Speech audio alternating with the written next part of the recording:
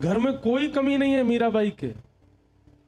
वो सारे ऐश्वर्य, सारे सुख मीराबाई के चरण चूमते हैं, जिसके लिए पूरी दुनिया लालायित रहती है। पर एक विचित्र से ख्वाब में रहती हैं, एक विचित्र से शून्यपन में रहती है मीराबाई बाल्यकाल से। कैसे संभव हो सकता है ये? बालकों को खेल खेलता देख दूसरा बालक मचलता है कि मैं भी जाऊं, लेकिन खेल खेलते देख, बालकों को देख मीराबाई और उदास हो जाती हैं, एकांत में चली जाती हैं।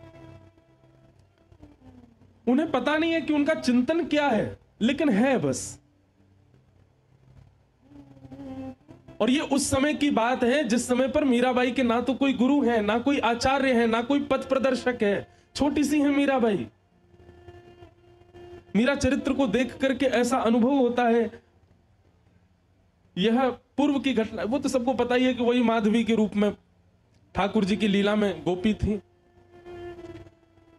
पर यह बात प्रमाणित मान लीजिए, अपने संपूर्ण जीवन काल में, हम गर्जना करते हुए अपनी सारी कथा में कहते हैं, संपूर्ण जीवन काल में एक बार भी भूल से ही सही श्री कृष्ण यदि प्रिय लग गए हों आपको, तो ये मान लीजिएगा कि आपका कोई पूर्व संबंध तो है उनसे। बाबा, हम आप तो उनमें ही लगे हुए हैं। कई लोग कह रहे हैं, महाराज जी आके बोले इंद्रेश जी ना सो रहे हैं, ना सोन दे रहे हैं किसी को।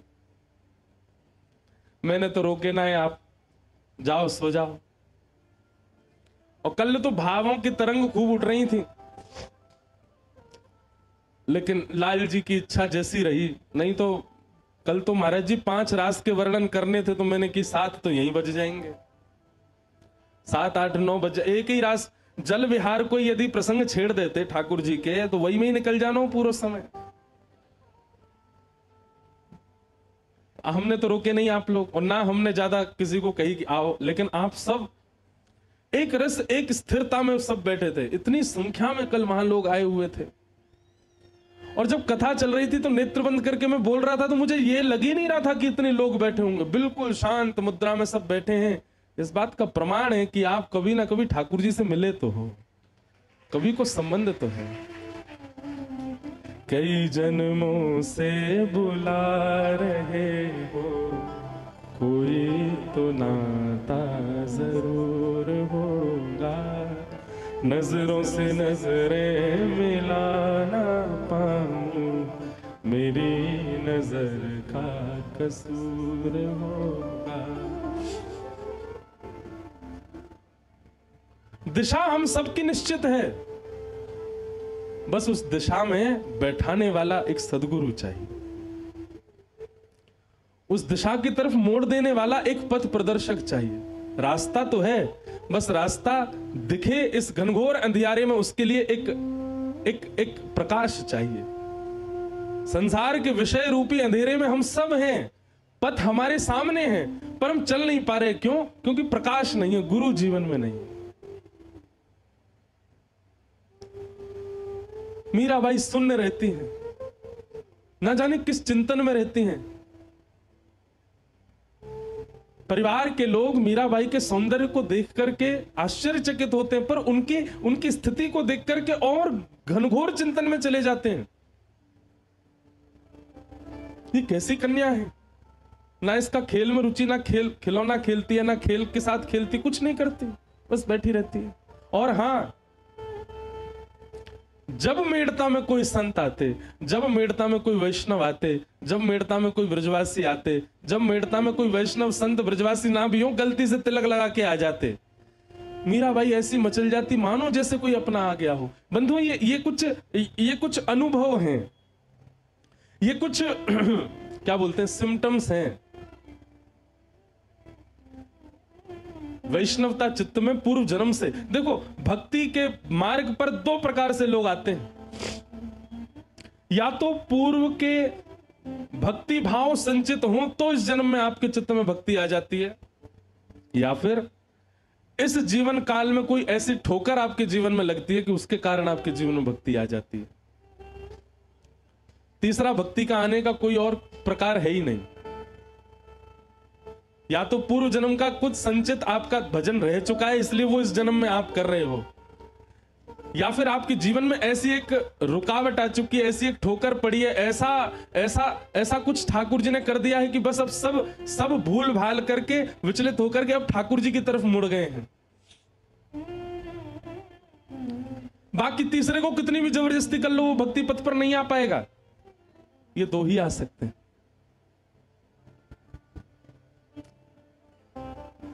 तो ये इस बात का प्रमाण है कि वैष्णव प्रिय लगते हैं, संत जन प्रिय लगते हैं, गैया प्रिय लगती है, ब्रज प्रिय लगता है, नाम प्रिय लगता है, लीला प्रिय लगती है, रूप प्रिय लगता है, धाम प्रिय लगता है। तो इस बात का प्रमाण है कि ठाकुर जी को आप प्रिय लगते हो, इसीलिए वो प्रियता उत्पन्न हो रही है।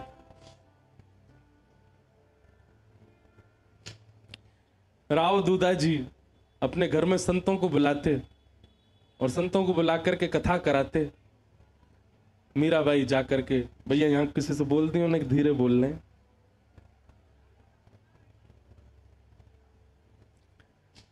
मीराबाई जाकर के उस कथा में ऐसे विराजमान हो जाती, अरे उत्तर मीमांसा पूर्व मीमांसा वेदों की ऋचाओं पर प्रवचन, जिनके प्रवचन सुनने के लिए इतनी गम्यता चाहिए, उन प्रवचनों को सबसे आगे बैठ करके मीराबाई एकांत चित्त नन्ही सी बालिका बैठ करके श्रवण करती। मीरा चरित्र पर एक बार कथा कहने का अवसर मिला था गांधी धाम में, गुजरात में। ये वृंदावन प्यारो वृंदावन जो पद है ना, यह भी गांधी धाम में ही लिखा गया है, और जिनके घर लिखा गया वो बैठे हैं यहाँ पर। उन्हीं के स्थान पर गांधी धाम एक गुप्त वृंदावन जैसा है, वहीं प्रकट होते हैं कई भाव। तो मीराबाई के प्रसंग में आता है कि जब जोशी जी कथा सुनाने के लिए आते थे तो मीराबाई सामने बैठ करके सुनती, और सुनते सुनते मीराबाई, जब कथा विश्राम होती, सब लोग प्रणाम करते, जाकर के व्यास मंच पर नन्ही से मीराबाई आती और व्यास जी को अपलक नेत्रों से देखती रहती। एक छोटे बालक के भांति पुचकार करके जोशी जी कह देते, अरे लाली, अरे बालिका, तू कथा सुनती है, समझ आता है तुझे? मीराबाई के मुखमंडल पर कोई प्रसन्नता नहीं, कोई मूर्छन नहीं, एक जिज्ञासा दिख रही है केवल नेत्रों में। जोशी जी अपनी पोथी रखते जा रहे हैं और अचानक पूछते हैं, क्या बात है लाली, तो ऐसे देखती क्यों रहती है? कोई मन में भाव है, कोई प्रश्न है? नन्ही सी मीराबाई, बड़े बड़े लोग जिस प्रश्न को नहीं कर पाते वो नन्ही सी मीरा पूछती हैं। आप जिनकी कथा सुनाते हैं, आप जिनके भाव व्यास मंच पर बैठ करके कहते हैं, कभी आप उनको चतुर्भुज रूप में बताते हैं, कभी आप उनको शेषनाग पर पौड़े नाथ के रूप में बताते हैं, कभी आप ब्रह्मादि देव उनकी स्तुति कर रहे हैं ऐसा बताते हैं, कभी वो ब्रज के गोपाल बनकर के गैया चरा रहे हैं ऐसा बताते हैं। यह तो स्पष्ट हो गया कि वो एक ही हैं, उनके विलास अलग अलग हैं। लेकिन मेरा बस एक ही प्रश्न है कि गोपाल जी मुझे कब मिलेंगे? चिंतन उसका किया जाता है, चरित्र उसका सुना जाता है जिससे मिलना निश्चित हो। अरे घर में यदि किसी की बहुत प्रशंसा की जा रही है, किसी परिवार के बालक की, तो बाकी बालकों के मन में भाव आता है कि कभी कोई उत्सव में वो बालक आएगा तो हम मिलेंगे। हमारे दादा दादी माता पिता सब उसकी बड़ी प्रशंसा करते हैं।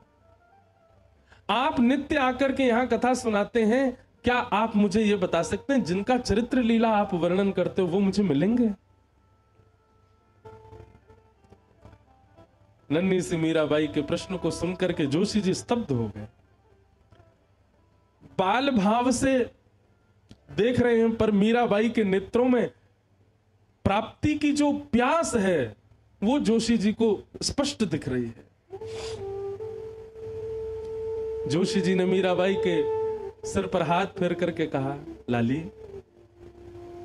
गुरु जीवन में आएंगे और वही तुमको ठाकुर जी के पास ले जाएंगे, वही तुमको ठाकुर जी दिलाएंगे। प्रतीक्षा करती रही, यह भी पूछा कब आएंगे गुरु, कोई समय निश्चित है उनका? बंधुओं, मैं अपनी कथा में एक बात स्पष्ट करके कह दूं आपसे, बहुत ध्यानपूर्वक सुनिएगा। वक्ता हजार हैं, वाणियां हजार हैं, लच्छेदार वाणियां अद्भुत हैं, पर आपके गुरु वही हैं जिनकी उपस्थिति, जिनका दर्शन, जिनके पथ से आपके चित्त में कृष्ण प्रेम पहले से अधिक बढ़ जाए। जिनकी उपस्थिति से, जिनकी वाणी से, जिनके कथन से, जिनके वचनों से, मैं हर कथा में कहता हूं, व्यास प्रिय लग रहा है, यह उचित नहीं है।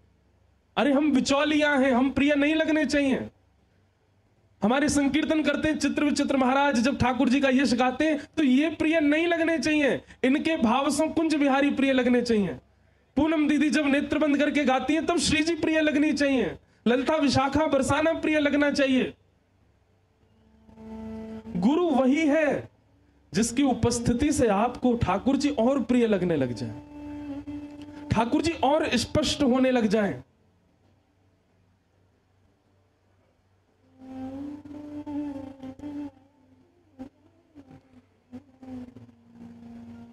अरे दुनिया में बहुव्यंजन बनते हैं,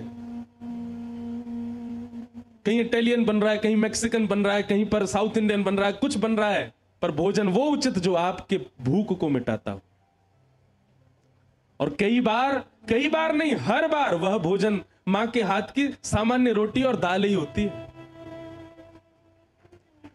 भोजन अति विशिष्ट नहीं चाहिए, भूख मिटनी चाहिए। गुरु वह है जो, गुरु वही जो हरि सौ मिलावे, गुरु वही जो हरि की राह दिखा दे, और गुरु वही जो सब छड़ वृंदावन बसा दे, वही गुरु है। और क्षमा कीजिएगा, ऐसे गुरु आपके ढूंढने से नहीं मिलेंगे, ऐसे गुरु आपको ढूंढेंगे, उनकी वाणी आपको ढूंढेगी। और कैसे ढूंढेगी? निद्रा हो, सुसुप्ति हो, स्वप्न हो, स्नान हो, खान हो, चलना हो, डोलना हो, हंसना हो, रोना हो, हर स्थिति में उस गुरु के कोई वाक्य गूंजते रहेंगे चित्त में। उन गुरु का चिंतन आता रहेगा पुनश्च पुनः आपके चित्त में। घर में विवाह का प्रसंग है, सब नाच रहे हैं, गा रहे हैं, पर आपके चित्त में एक क्षण के लिए इस सब प्रसंग के बीच में भी आपके गुरु का उनका स्मरण हो गया, जिनसे आप वृंदावन मिलके आए थे। उनका स्मरण हो गया जिनकी बैठे बैठे आपने कथा सुन ली थी। रात्रि स्वप्न में या निद्रा में उनकी स्मृति हो रही है, जिनके वचनामृत सुनकर के आप अपनी तन की स्थिति भूल गए थे। घर में अत्यंत शोक का समय है, सब व्याकुल चिंतित हैं, पर उस बीच में भी उनके कोई वाक्य आपको याद आ गए और आप उसमें भी, वही गुरु हैं। हमारे पूज्य पूनम दीदी के गुरुदेव सन्मुख विराज रहे हैं। महाराज जी आपको बार बार धन्यवाद, आपके श्री चरणन में बार बार प्रणाम करें सब लोग। आपकी कृपा से हमारे व्रज धाम को अखंड पूर्णिमा प्राप्त भई।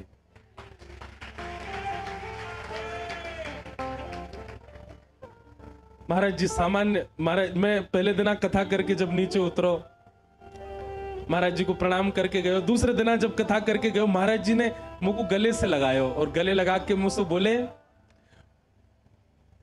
मुझे दक्षिणा दे दी महाराज जी ने। महाराज जी बोले मैंने कथाएं बहुत सुनी, मैंने कथाएं बहुत कही, पर आपकी कथा से कृष्ण प्रिय लग रहे हैं और प्रिय लग रहे हैं।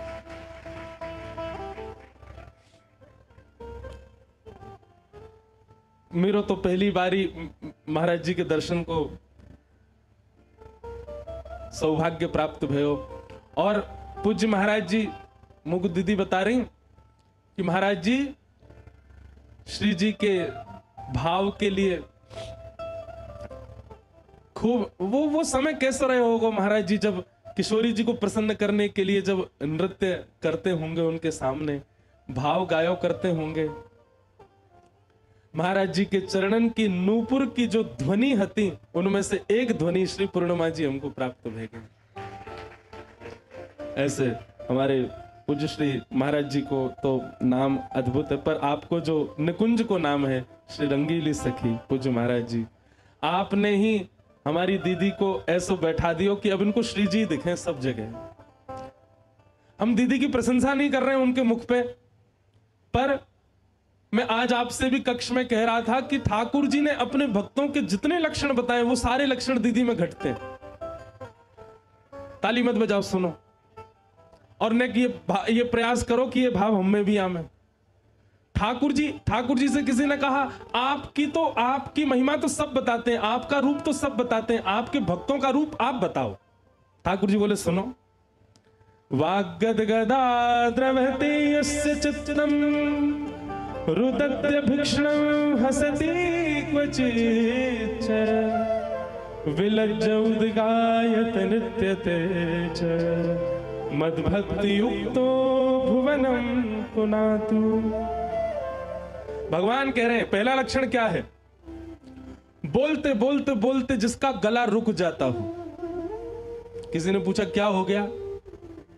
श्री जी की कृपा की स्मृति आ गई, ठाकुर जी की कोई लीला याद आ गई, कंठ अवरुद्ध हो गया। भगवान कहते हैं बोलते बोलते जिसका गला भर आता हो, मेरे भक्त का पहला लक्षण।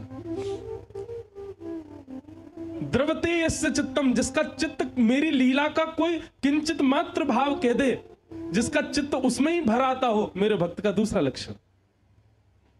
और रुदत्य भिक्षणम,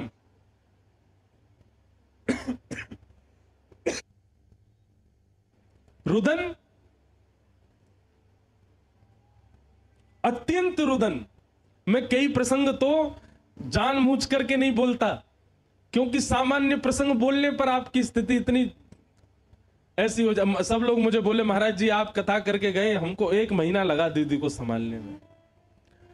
आज कथा विश्राम है रही है, कल मोको भोपाल निकलना है। अब मैं इस असमंजस में हूं कि मैं कैसे जाऊं गिरिराज जी से। क्यों? क्योंकि गए तो दीदी तो बहुत व्याकुल है। रुदत्य भिक्षणम, ठाकुर जी कह रहे हैं। और फिर हसित रुदत्य भिक्षणम हसति क्वचिच्च। और एक बात याद रखना, बहुत भाव में रहने वाला, बहुत कृष्ण विरह में रुदन करने वाला, वो हंसता भी बहुत है। जब हंसी में आता होगा तो भाई कोई रोक ना पाता होगा। हसति क्वचिच्च। और तीसरा 1 2 3 4 लक्षण हो गए। 5वां लक्षण ठाकुर जी कह रहे हैं विलज्ज उद्गायत नृत्यते च। निर्लज्ज होकर के, विलज्ज होकर के जो मेरा संकीर्तन करता हो, और जब नृत्य करने पर आवे तो यह भी विचार ना करे कि कौन देख रहा है, कहां से मेरे वस्त्र उधर रहे हैं, कहां क्या मैं क्या नृत्य कर रहा हूं, मेरे रूप की भंगिमा कैसी बन रही है, मेरे केश खुल रहे हैं, ये सब विचार भी उसको ना होता हो। भगवान कहते हैं ये लक्षण जिसमें हो मद भक्ति युक्त हो, वो मेरा भक्त है। और ये सारे लक्षण हमको हमारी पूनम दीदी में दिखाई देते हैं। सब भाव है, और ये इन सब में इनका कोई बल नहीं है, इनकी कोई योग्यता नहीं है, इनकी कोई गम्यता नहीं है। सब कृपा इनके गुरुदेव की। इनके गुरुदेव प्रसन्न होकर के इनको देख लेते हैं, उसी से ही दीदी का इतना भाव बन जाता है।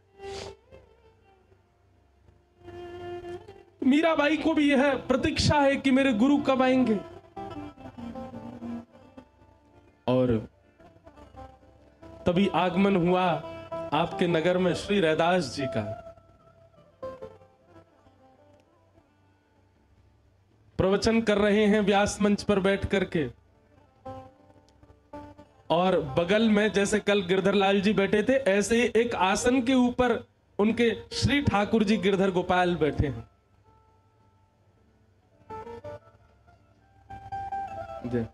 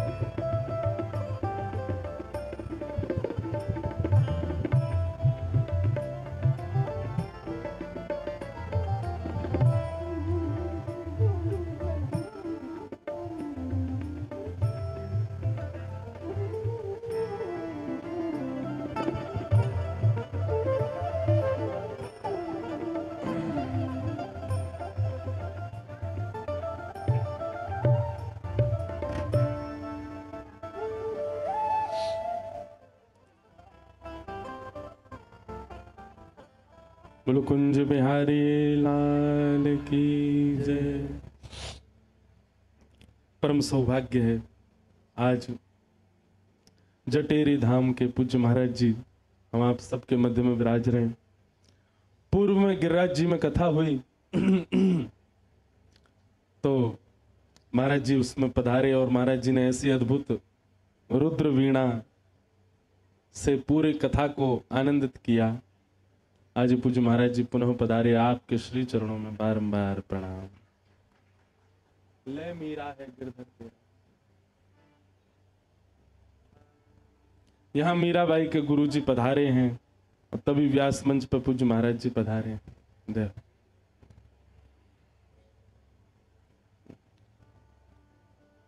मुझ पहना दे महाराज जी।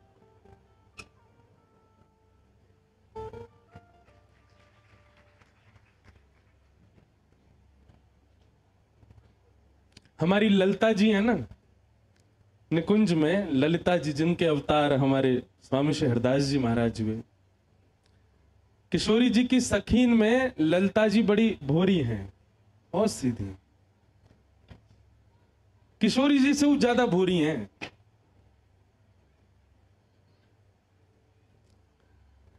पर परिवार में, मित्रों में और कुल में एक चतुर तो होना चाहिए साथ में, नहीं तो सब छलबल करके ले जाएंगे। ऐसी हमारी किशोरी जी की अलीन में नेक नेक, वो भी ज्यादा नहीं, नेक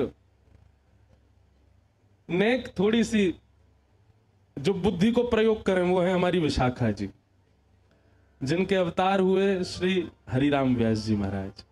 हरिराम व्यास जी को बाबा चरित्र भी देख लो। हरिराम व्यास जी जैसो कोई लड़वे गुथवे वारो नहीं भयो। खूब ऐसे ऐसे पद हैं हरिराम व्यास जी के। एक पद है उनको याद नहीं पूरी पंक्ति, पर रसिकन सो समधी ज्यादा प्यारे। हरिराम व्यास जी के भाव वृंदावन से, जो वृंदावन को पीट करके चले जाते हैं हरिराम व्यास जी, वाक्य का जी भी पद लिखे, बोले उनके सिर पनही पनैया। हरिराम व्यास जी थोड़ा हास्य पद भाव भी है उनको। पूज्य महाराज जी को देख करके अपने आप ही सखीन को स्मरण है गयो, ललिता विशाखा। एक लीला बहुत सुंदर, अभी भक्तमाल जी कथा वही तो बड़ी लीलाएं वहां में सुनाई। तो एक लीला आवे कि ठाकुर जी विशाखा जी से बात कर रहे हैं। क्यों ठाकुर जी ललिता जी से बात करें तो ललिता जी तो बड़ी भोरी हैं। किशोरी जी से कोई बात मनवानी हो तो ललिता जी तो इतनो संकोच करें कि सन्मुख जावे में भी सकुचा में। ठाकुर जी बोले भैया निकुंज की कोई काम बनवाने हो तो विशाखा जी को पकड़ो, बहुत सावधानी से, जो मैया घूम रही हैं बैठ जाओ। ठाकुर जी बोले किशोरी जी से, विशाखा जी से, विशाखा जी श्री जी को न समझाओ आप। विशाखा जी बोले कहा भाई? बोले हर रोज मान करें, इतनो मान करें मुंह पे रोज रूठ जाए मोते। अरे मैं इतनो लाड़ लो लाल अपने नंद यशोदा को, पलकन में रखे मोह को यशोदा मैया नंद बाबा। पूरे नंद भवन में सब मेरी आज्ञा ऐसो माने, लाला कहे और हम करें। ऐसो लाड़ चाव को जोड़ा में, ठाकुर जी अपनी स्थिति बता रहे हैं। पर निकुंज में आते ही ऐसो है जाऊं मेरी कोई कदर ही ना है। कितनों श्रृंगार करके आ जाऊं श्री जी तो नाराज है जाए। काय बात नाराज है गई है? बोले मैंने तो आज विचार किया कि आप नील वर्ण पहन के आओगे, आप पीत वर्ण कैसे पहने आए? ठाकुर जी बोले कई अब हर बार विचार मिले पर कभी कभी ना भी मिले, पर श्री जी तो मान कर ले।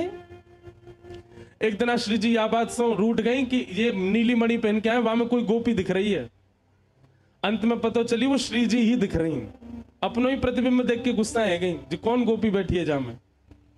हे विशाखा जी तुम श्री जी को न समझाओ, बहुत मान करें।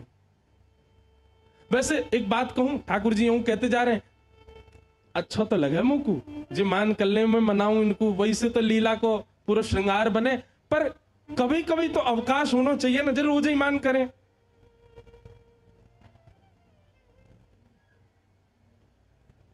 विशाखा जी बोली ठीक है, तो हम कुछ करेंगे। वो ठीक है।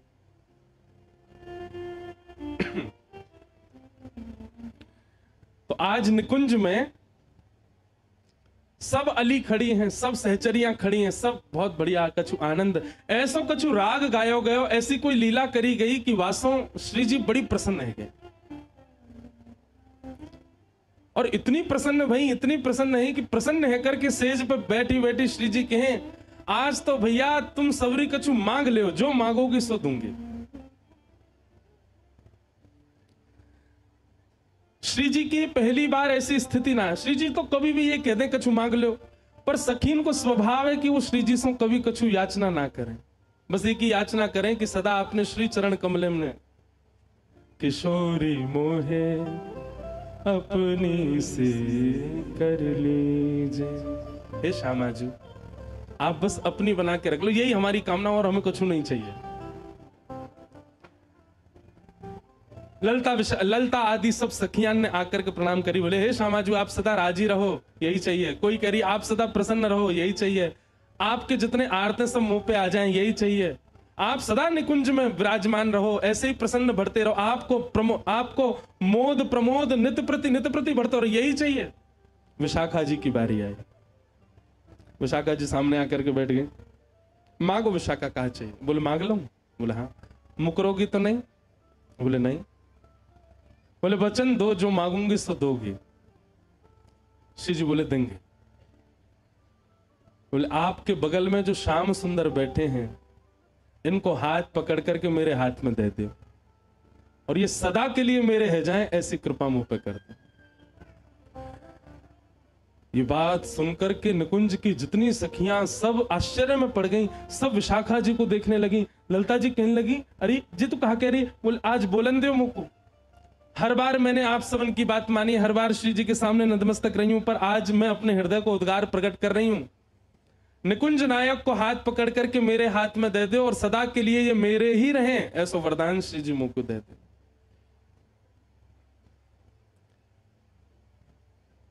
श्री जी स्तब्ध हो गए,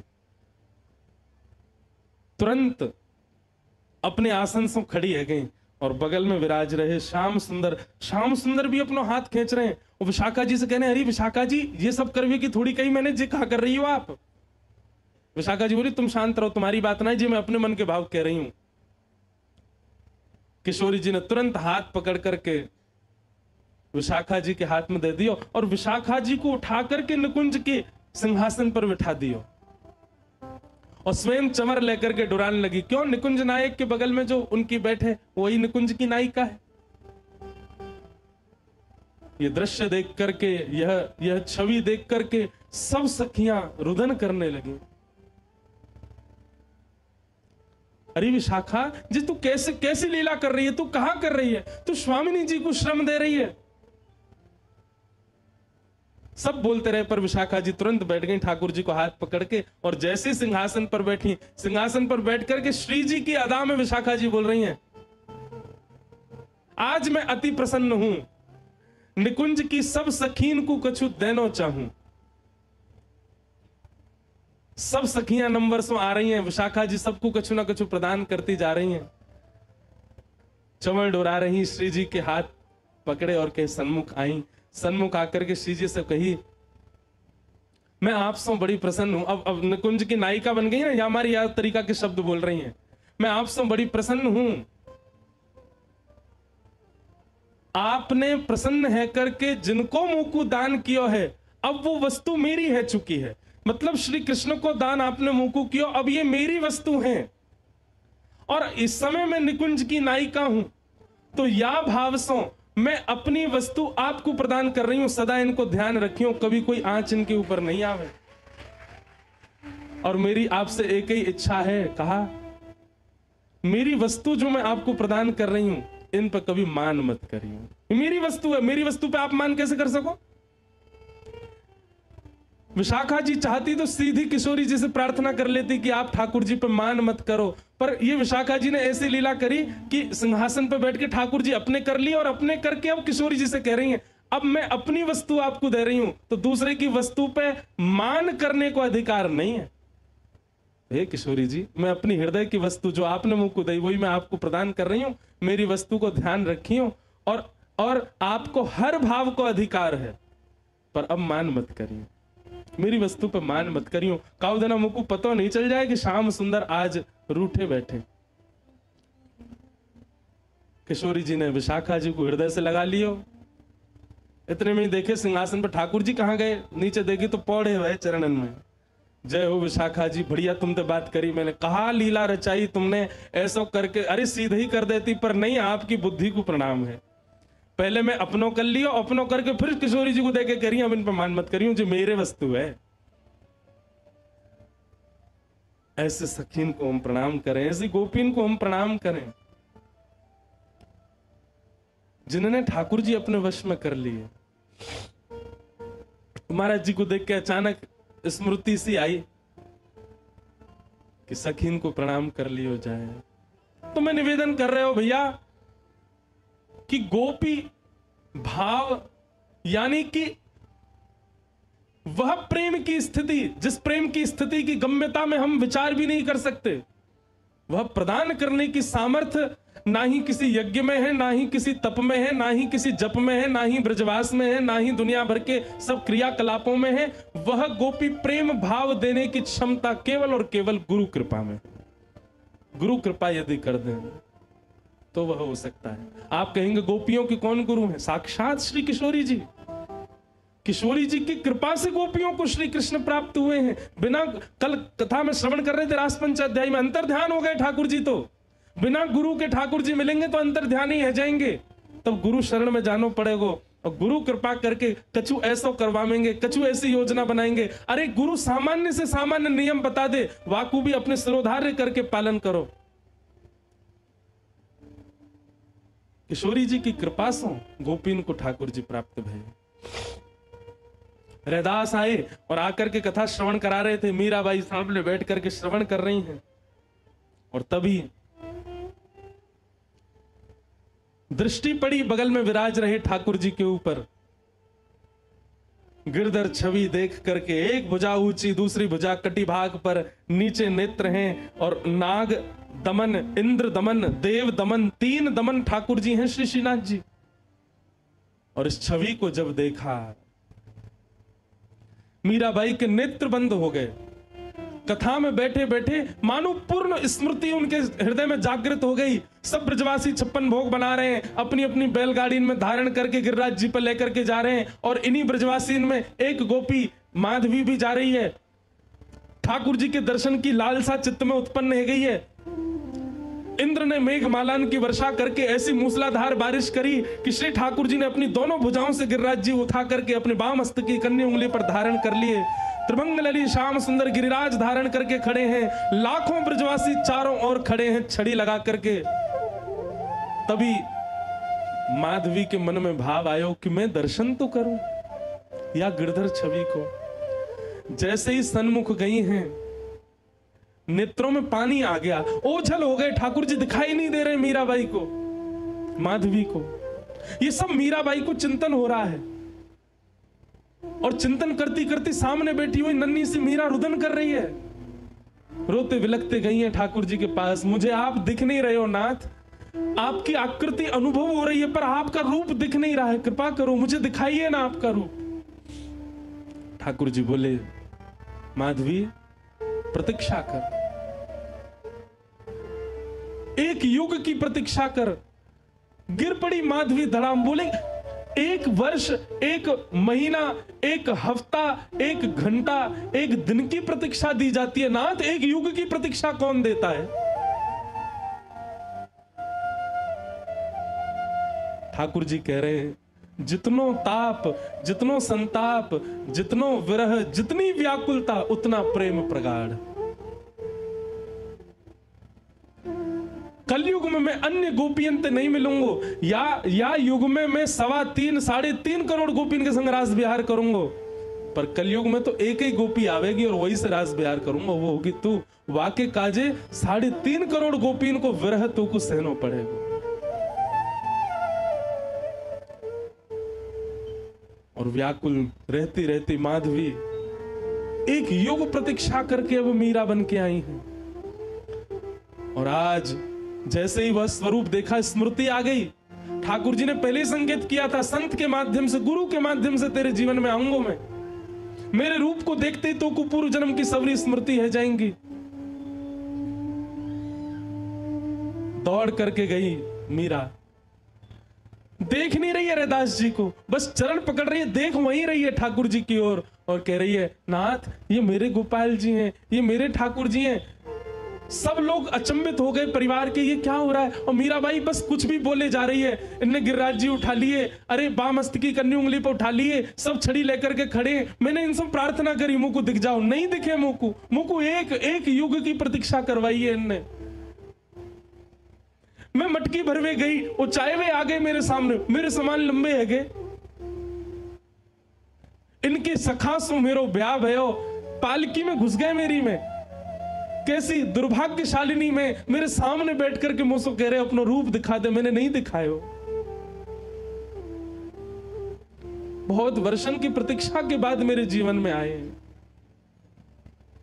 आपसे आज्ञा लेना चाहूं, इनको मुकु दे दो। आज मुझे किसी ने यह प्रश्न भी पूछा है, अब यह भी एक संयोग है कि उसने यही प्रश्न किया कि किसी और के सेवा के ठाकुर जी मुझे इतने भार हैं, किसी और के सेवा के ठाकुर जी मुझे इतने प्रिय लग रहे हैं, मैं क्या करूं महाराज जी। उनसे मांगूं, उनसे कहूं तो कोई अपने ठाकुर जी कैसे दे, पर उनके ठाकुर जी स्वप्न में आते हैं, उनके ठाकुर जी चिंतन में आते हैं। हमारी बात बहुत ध्यान से सुनो, इस लीला से यह स्पष्ट हो जाएगा, ठाकुर जी अर्चक के देने से नहीं आएंगे, ठाकुर जी अपनी इच्छा से आएंगे। गोपाल भट्ट गोस्वामी के ठाकुर जी कितने करोड़ों लोगों के हृदय के सम्राट बने बैठे, राधा रमन लाल। स्वामी श्री हरदास जी के हृदय के ठाकुर जी कुंज बिहारी लाल कितने करोड़ों हृदय के सम्राट बने बैठे। और किसी के अर्चना के ठाकुर जी आपके स्वप्न में आ रहे हैं, तो अब आपको और क्या चाहिए। प्रत्यक्ष तो ठाकुर जी को आना होगा तो आ ही जाएंगे, लेकिन आप कभी अर्चक से जाके याचना मत कर देना कि अपने ठाकुर जी दे दो। अरे अर्चक से पूछो कितने भाव से अपने ठाकुर जी को सजाता है, कितने भाव से ठाकुर। हमारे गिरधर लाल, कितने लोग श्रोता कथा में ऐसे आते हैं, उनको यूं लगे इनको लेके भाग जाए हम, लेकिन जादना ऐसा कोई ने प्रयास भी कर लियो, मेरो का होएगा, मेरे तो प्राण बसे उनमें। मीराबाई के चरित्र में सुनो क्या हुआ। यहां रैदास जी रो रहे हैं, अरे कोई या कुछ संभालो, बालिका को जी कहा कह रही है, मेरे गोपाल जी को यूं कह रही है मेरे हैं। मीराबाई प्रार्थना कर रही है, बोले नाथ मैं आपसे लड़ना ना चाहूं, झगड़ना आपसे छीनना ही रही हूं, पर इनके वचन को आपको बता रही हूं। इनने मुझसे कही कि जो मेरे पास आएंगे, आपके माध्यम से आए हैं। इतने संत आए, इतने संतन के ठाकुर जी मेरे यहां आए, पर कोई के ठाकुर को देख करके मुंह को ये स्मृतियां नहीं आई जो आपके ठाकुर को देख के आई है। लेकिन कोई अपने अर्चक कैसे दे देगा। हृदय से लगा करके रैदास जी तो कक्ष में चले गए। मीराबाई बाहर खड़े होकर के संकल्प लेती है, बोले रैदास जी का दोष नहीं है, मेरे गुरु की कोई दोष नहीं है। कन्हैया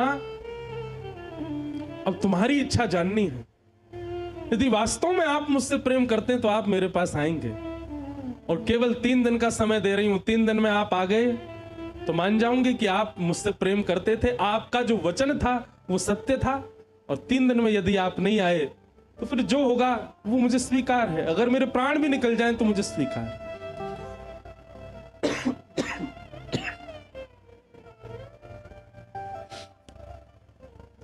3 दिन तक अनशन करके पड़ी है मीराबाई नन्ही सी। और रैदास जी की सेवा में क्या हो रहा है, बार बार सेवा करते करते कभी वंशी जी गिर जाती हैं, कभी मुकुट उतर जाता है, कभी मालाएं गिरने लगती हैं। रैदास जी भी मनी मन संकुचित हो रहे हैं और ठाकुर जी से कह रहे हैं लाल जी कहीं ऐसा तो नहीं कि आपकी भी इच्छा है उस बालिका के पास जाने की। रात्रि में शयन कराया ठाकुर जी को, ठाकुर जी स्वप्न में प्रकट हो गए रैदास जी के, और प्रकट होकर के कहते हैं, बोले बाबा आपकी सेवा से मैं बड़ा प्रसन्न हूं, पर अब प्रत्यक्ष सेवा की मेरी इच्छा मीराबाई से है। आप कृपा करेंगे तो या विश्व को या जगत को एक प्रेम की ध्वजा प्राप्त होगी। रही बात आपकी, तो मैं आपके चित्त में सदा रहूंगा। जब जब नेत्र बंद करोगे तब तब मेरा प्रत्यक्ष दर्शन करोगे। पर अभी मैं आपसे चाहूं कि आप अपनी सेवा अब मीरा को प्रदान करो। बहुत रोए रैदास, ठाकुर जी के चरणों में बिलक बिलक करके रोए, नाथ मुझसे कोई त्रुटि भई हो तो क्षमा करो। और अपने ठाकुर जी को हृदय से लगा के इतने वर्षों से कर रहे सेवा, निकल दिए मीराबाई के पास। अचेत अवस्था में पड़ी है मीराबाई, अन्न जल त्याग करके पड़ी हैं। और तब अपने ठाकुर जी ले जा करके मीराबाई के कक्ष में गाया, ले मीरा है गिरधर तेरा, ले मीरा है,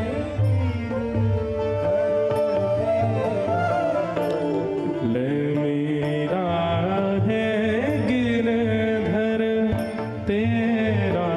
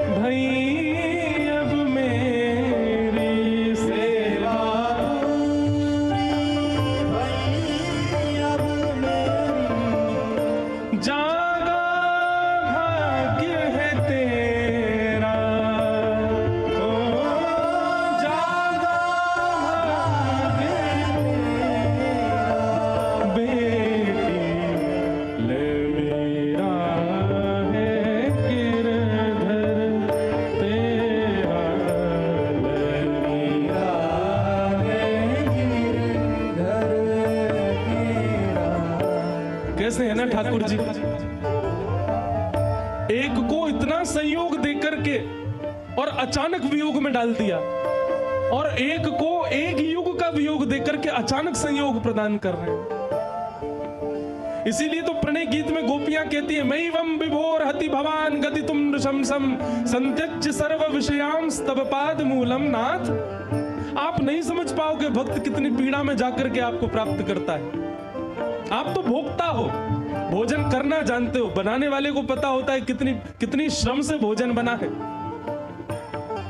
पर भैया यहां में कछु और उपाय है ना सके। ठाकुर जी को ये स्वभाव है, एक को संयोग दे रहे हैं तो किसी को वियोग दे करके आए हैं, और जिसको संयोग दिया है ज्यादा दिन टिकवे वाले ना है, वियोग देंगे। मेरा कहने का आश्रय ऐसा नहीं कि ठाकुर जी चले जाएंगे, वियोग किसी भी रूप में दे सकते हैं। जरूरी नहीं है कि पास रहने वाले का सदैव संयोग, कई बार पास रहने वाले का भी वियोग रहता है चित्त में। सेवा बड़े भाव सो करियो, सेवा बड़े भाव से करियो। मीराबाई को समझा रहे हैं, सेवा बड़े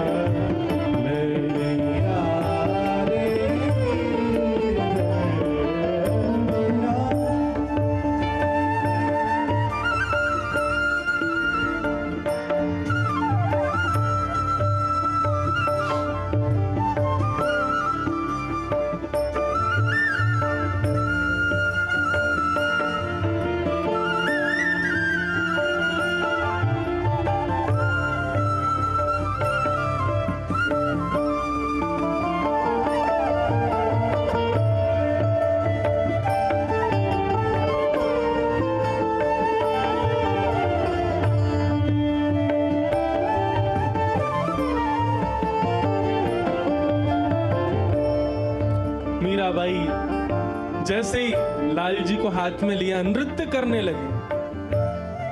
एक ही कक्ष में, एक ही छत के नीचे संयोग वियोग एक साथ दिखाई दे रहे हैं। मीराबाई नाच रही है और श्री रैदास जी बस अपने नेत्र बंद करके अविरल अश्रुधार बहा रहे हैं, रुदन कर रहे हैं। तभी मीराबाई को थोड़ा मन में भाव उत्पन्न हुआ। संभालने के लिए गई थोड़ा उनके पास में, बोले बाबा आप इतनो रो मत, आप इतने व्याकुल मत हो, मैं सह लूंगी विरह वेदना, मैं पीड़ा सह लूंगी, पर आप ऐसे मत रहो। अगर आपको लगे कि ये उचित नहीं तो आप श्री ठाकुर जी की सेवा करो, पर मेरी स्थिति तो ये कि मैं विरह सहवे लायक अब हूं नहीं, प्राण ही निकलेंगे मेरे तो। रैदास जी कहते नहीं, सो ही सुहागन प्रिय जाहिरी झे,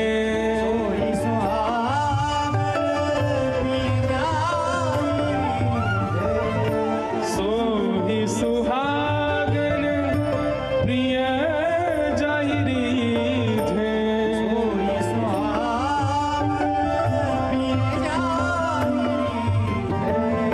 कैसा तेरा मेरा,